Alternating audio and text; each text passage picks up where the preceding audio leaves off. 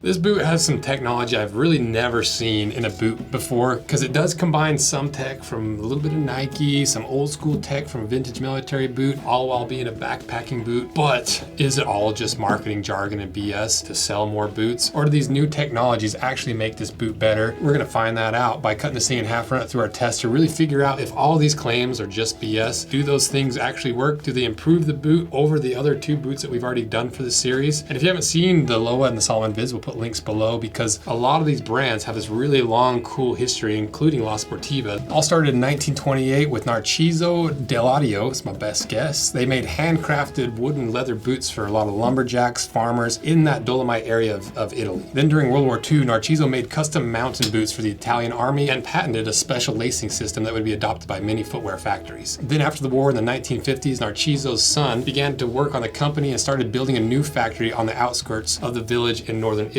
And at that point is where they introduced the name La Sportiva. By the 1970s, they really doubled down on focusing on the production of their mountain boots and the cross-country skiing footwear. Then through the 80s, recreational rock climbing really started to take off, and La Sportiva started focusing more towards climbing gear, and especially the climbing shoes, which when I did a lot of climbing a few years ago, La Sportiva made my favorite climbing shoes. Then in 1995, the original factory in Tessera was completely maxed out of capacity. They didn't have any more room to grow, they couldn't produce any more footwear, so they needed a larger and more functional factory. And so they built that in northeast Italy. But in 1998, the North Face signed an agreement to acquire 20% of La Sportiva stock, which, if you remember from some of the North Face videos, they're not known for making high quality footwear. That's actually quite atrocious. If you haven't seen that video, go watch that. So you can see why people, even in the 90s, were concerned about La Sportiva being gobbled up by the North Face. Soon after they acquired that 20%, they would acquire another 31% of it, making them the majority owner of La Sportiva. But by 2000, after experiencing some technical issues, some commercial problems, La Sportiva no longer felt they shared the same strategies and ethics, and they asked to cancel their agreement, which ended up with La Sportiva purchasing back the stock from the North Face. And betting on themselves clearly worked, because in 2002 they opened another factory with new machines,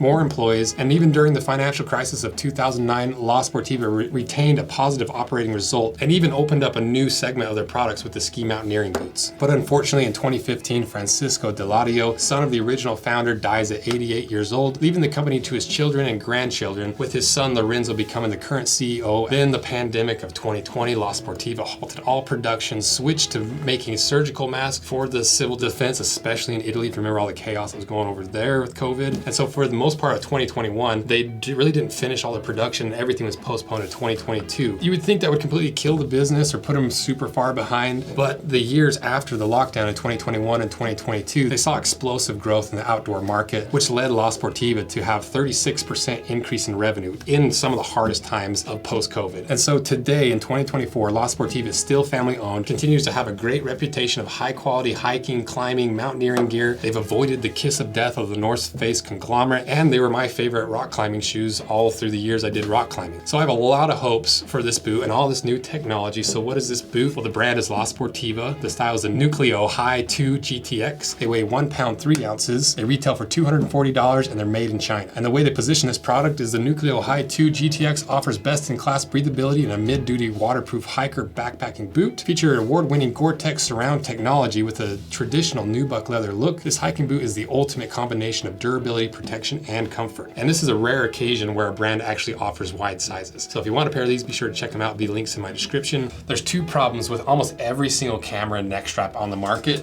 One is they're just all so ugly, just generally. And then two, they're just not very durable, putting your investment of your camera at risk every time you wear your neck strap. And so this year, I was like, I'm gonna finally design it. I'm gonna design a really simple, aesthetic looking little neck strap that still rolls in all the heritage good qualities, like the heavy duty leather, the hand sewing, everything that we've baked into every single one of our products at Anvil. Can we apply that to a simple neck strap? That's what we attempted to do with the slim neck strap. So we use belt thickness leather, 1/2-inch strap, hand sewn details down here, solid brass hardware, removable neck strap. And because we use such solid brass and we use this hard leather, it's about as durable as these giant camera harnesses, because we use all the same techniques and we use all the same materials, but apply it to a small, lightweight neck strap and a wrist strap. So you get all the durability and resilience of hand sewing, really thick leather and solid brass, but you get all the beautiful aging and patina and and the long-lasting aesthetic of high-quality leather that only gets better with time. It gets more comfortable with time, it gets more beautiful with time. It becomes very unique and distinct to you and how you use your product. And so if you want a camera strap that actually looks good, it's gonna be durable and it just looks better and gets more comfortable with age. For the launch of this, you can save $10 by using the link in my description. So check out the slim camera straps below, and thanks to Anvil for sponsoring this video.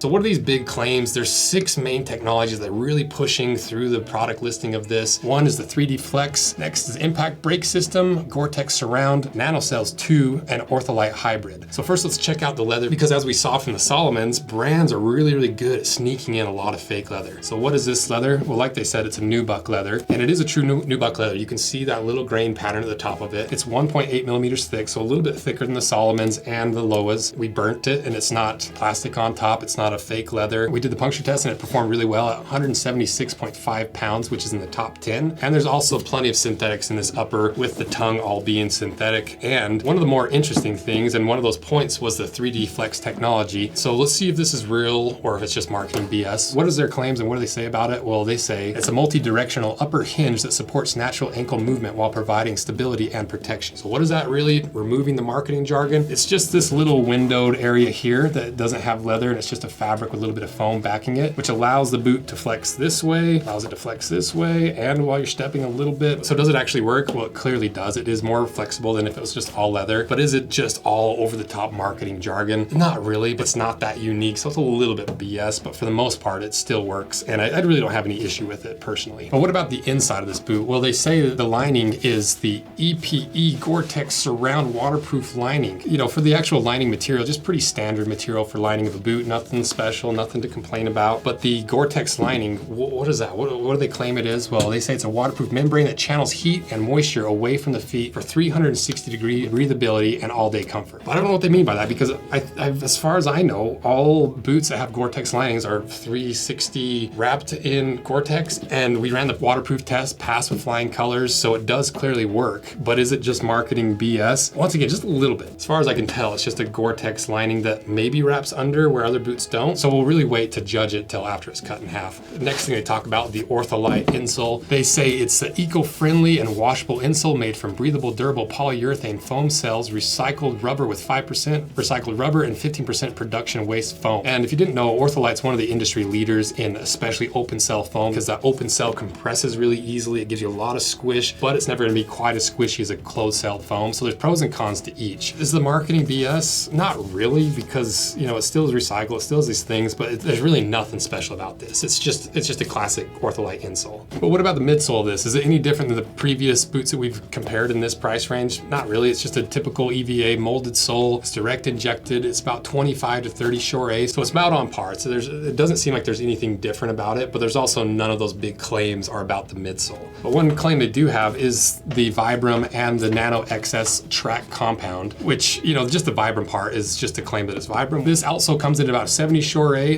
The bar drop test bounced up 4 3/4 inches, pretty low on the scale, which leads me to question how much foam is actually in here, especially at the toe. It looks pretty sparse with the foam. And so none of that's really BS, because it is just Vibram. But the one thing I'm concerned about is the Vibram Nano XS track compound with impact brake system. What they say that is the impact brake system means lug pattern with a slanted and opposing angles to reduce impact forces and increase traction. So pretty cool concept, and you can see they've done it even with these little nibs and nubs here. When you do kind of press it down, you can see how they would maybe add a multi-directional grip. But does it actually work? It's hard to tell, and it's hard to test, because how do you actually test this stuff? But my main concern with this is like, oh yeah, maybe it works for the first little bit as you have all those high pointy parts still intact. But what happens after 100 miles of hard shell walking up in the actual backpacking country? How well is that gonna last, and is it even gonna work after 100 miles? It's hard to say. We did the puncture test. It took 170 pounds to puncture through the top third of all tests. So at the end of the day, is this outsole all marketing? Well, to me, this is the closest to real marketing BS that we've seen from this so far. And honestly, I'm split on a lot of these because it's hard to tell what it actually does, and it's hard to test it. We didn't even get to this like nano thing and how this all integrates. I assume it's for the breathability. That's why I have no idea what that does, because they don't explain it. So let's cut them in half and see if we can figure out what that even is, and if it's all just BS. Let's find out.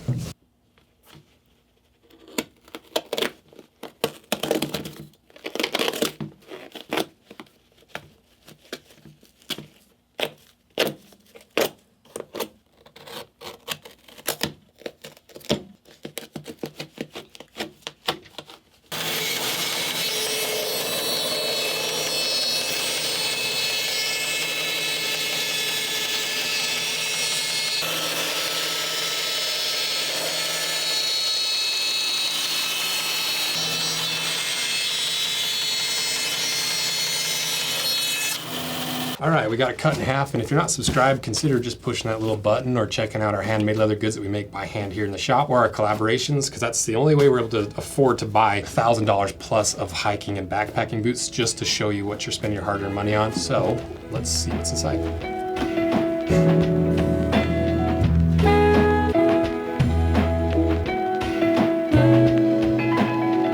What is this thing at the beginning I was talking about that combines some Nike technology, some of the vintage military technology? Well, the thing that we haven't seen, I've only seen in one boot through all the historical boots, all the boots that we cut apart, it's in the jungle boot. Because if you remember the jungle boot, it has that insole that was specifically designed to be structured with little filaments between the two layers so that every time you stepped, it would squish the water out through the side vents. Well, they've taken that exact same approach to this midsole. The reason it reminds me of Nike is Nike does the exact same thing to structure their air units, their Zoom Air. Now I think I understand what this NanoCell 2.0 is, because I cut right down through here. You can actually see that insole and those little filaments that's in between that lining, the Gore-Tex, then it's that insole layer, then it vents out through that side vent that isn't Gore-Tex. So it might actually work, and they don't explain it. And this is a completely revolutionary thing that we've never seen before. And the only way that we figured out how it works, if it works, and even if it's just marketing jargon, is literally cutting it in half and tearing it all apart to figure out how all this works. And all La Sportiva has to do is update their website and tell you how all this works. They just don't. None of these brands do. But once again, my concern is after 100 miles and you've compressed all those filaments and they've completely compressed, do you lose that bellows and that vacuuming and that pushing out the air? It's hard to say. And then the other thing is,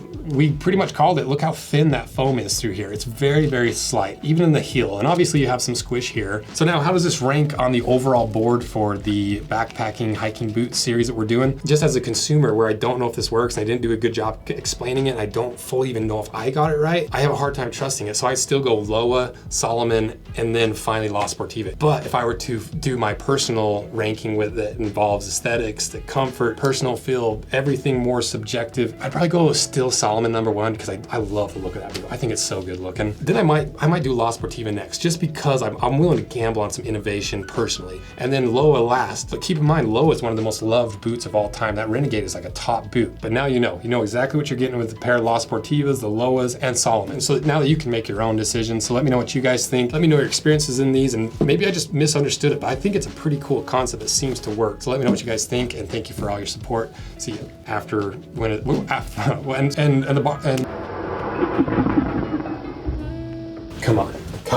come on.